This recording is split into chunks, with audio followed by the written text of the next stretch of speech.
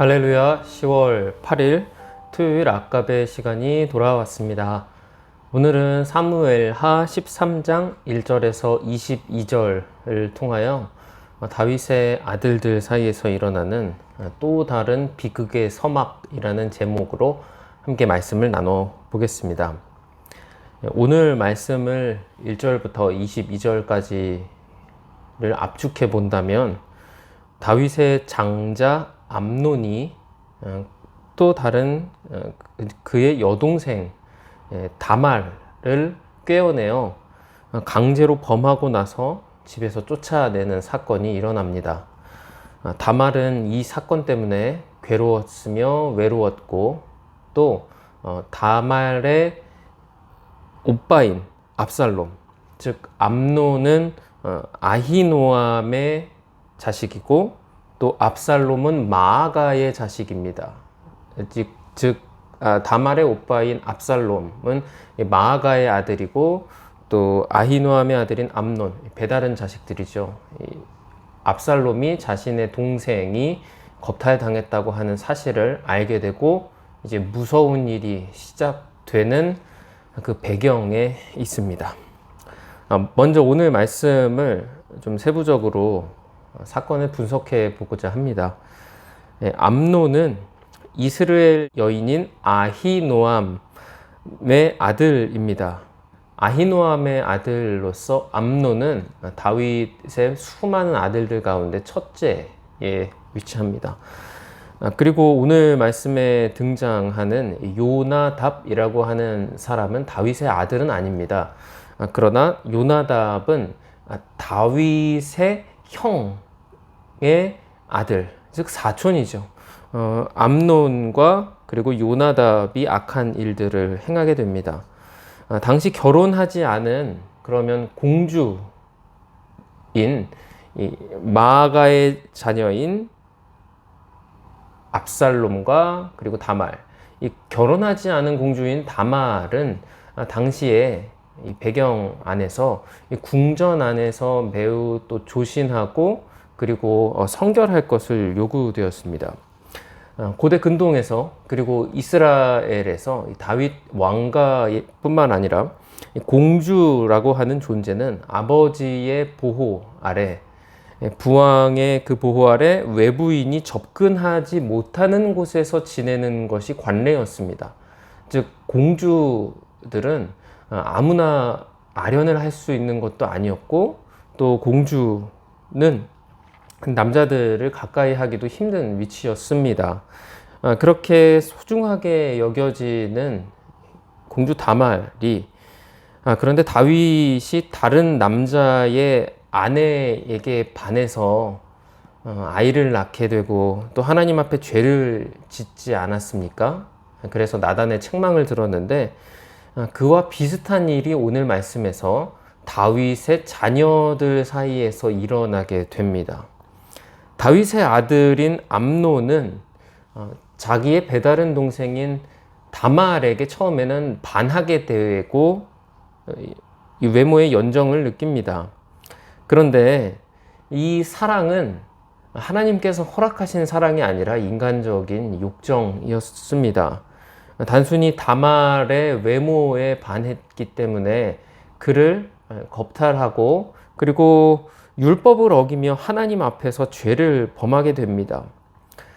이 사건을 생각해 보면 다윗의 아버지가 저질렀었던 그 간음이라고 하는 행위, 그리고 그의 첫째 아들인 암논이 자신의 여동생을 또한 욕보이는 이 일들 사이에서의 공통점을 찾게 됩니다. 암논은 자기 욕망을 위해서 다말을 한 명의 사람, 곧 인격으로 여기는 것이 아니라 도구화합니다.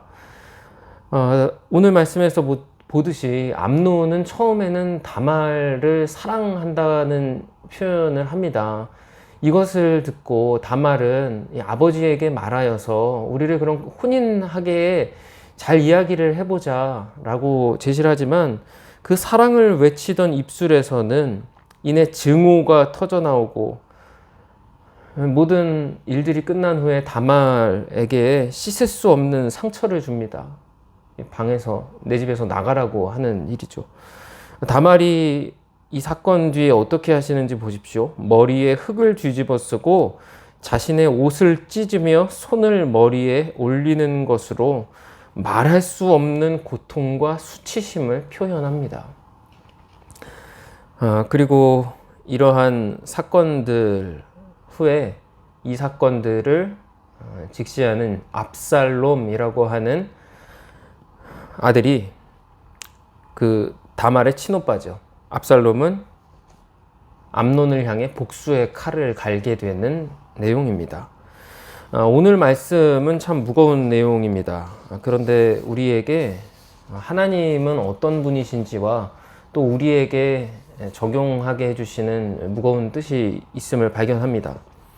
하나님께서는 첫 번째, 물론 죄를 심판하시는 하나님입니다. 다윗의 집안에서 일어난 비극을 한번 살펴보십시오. 오늘 일어난 이 슬픈 이야기는 하나님의 약속의 말씀 가운데 이루어지게 됩니다. 단순히 우발적으로 일어난 사고가 아니라는 것이죠. 즉, 다윗은 이 사건들이 일어난 것들이 나단이 자신에게 했었던 그 경고와 책망의 저주들, 그것이 이루어졌다는 것을 다윗으로 하여금 알게 만들었습니다. 그러면 이 뼈저리게 죄에 대한 대가를 알게 되는 다윗이 있는 반면, 이제 두 번째입니다. 심판하시는 하나님이시기도 하지만 두 번째는 또한 용서하시는 하나님입니다. 다윗은 이 사건을 알게 되었을 때 그렇다면 어떻게 행동해야 했을까요? 오늘 말씀에서 다윗은 아무런 행동도 하지 않습니다. 그저 이 죄의 슬픈 사건 뒤에 침묵을 합니다. 그는 아마도 오늘 일을 치리하게 되면 자신 또한 간음했었던 그 죄에 대한 책망을 물론 들었지만 이미 그 죄가 다시 한번 언급되고 사람들에게 알려지는 것이 아마 껄끄러웠을 수도 있습니다.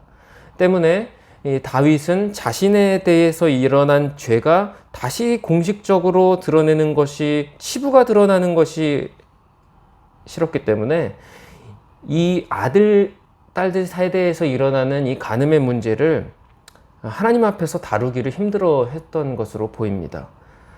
물론 이것은 어려운 일입니다.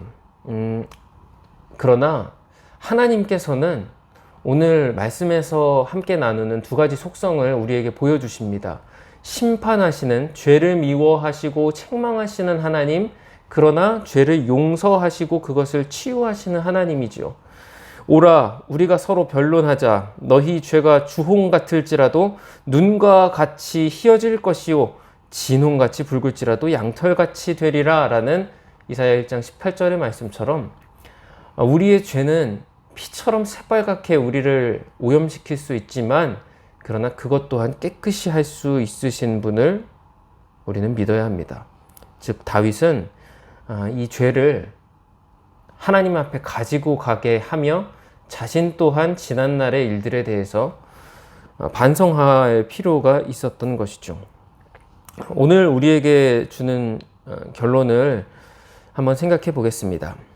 비록 다윗은 앞선 사건에서 우리아의 아내를 간음하는 일들을 잘못을 뉘우쳐서 용서받았지만 지도자가 지은 죄는 개인의 인격은 물론 온 집안과 이스라엘 전체에 영향을 미치는 것을 보게 됩니다. 하나님이 주신 힘과 기회를 잘못 사용하지 않도록 작은 것을 탐내다가 너무 큰 것을 잃어버리지 않도록 주의해야 하겠습니다. 가정의 가장이신 성도 여러분들께서는 이 지도자로서 이 죄가 그 다음 세대에까지 전해지는 것을 보는 것처럼 우리의 마음을 성결하게 지킬 필요가 있을 것입니다. 가장뿐만 아닙니다. 모든 우리 인생의 선배들이 우리의 짓는 죄들이 다음 세대에 더 강하게 전해질 수 있다는 것에 경각심을 가지고 욕망이 이끄는 삶이 아니라 성령님이 주시는 마음으로 일상을 살게 해주시옵소서 기도해야 할 것입니다. 그리고 나의 지난날의 죄들이 그 죄를 우리 자녀 세대가 끊어내기 위해서 다시 언급되는 일이 있을 때 우리는 부끄러워서 나는 죄가 없는 것처럼 숨고 싶은 것이 인간의 마음이지만, 그러나 하나님께서 미워하시는 죄의 과들이 없어질 수 있다면 하나님, 저의 부끄러움마저 십자가 앞에 내려놓겠습니다 라는 자세를 가져주시기를 축복합니다. 오늘 적용 질문은 나의 지난날의 죄가 다시 언급되며 드러날까봐 주변에 일어나는 악행이나 혹은 죄를 간과하고 지나친 적이 없는지 반성해 보는 것입니다. 지난날의 죄과는 부끄러운 것이나 예수 그리스도의 이름으로 자유함을 얻으며 깨끗함을 받았다는 것을 기억하십시오. 그리고 아직 용서받지 못한 것이 있다면 주님 앞에 나아가 기도하며 자유하게 해달라고 기도해 보시면 좋겠습니다. 우리 함께 기도하겠습니다. 좋으신 하나님 아버지, 오늘 저희에게 말씀으로 도전해 주셔서 감사합니다.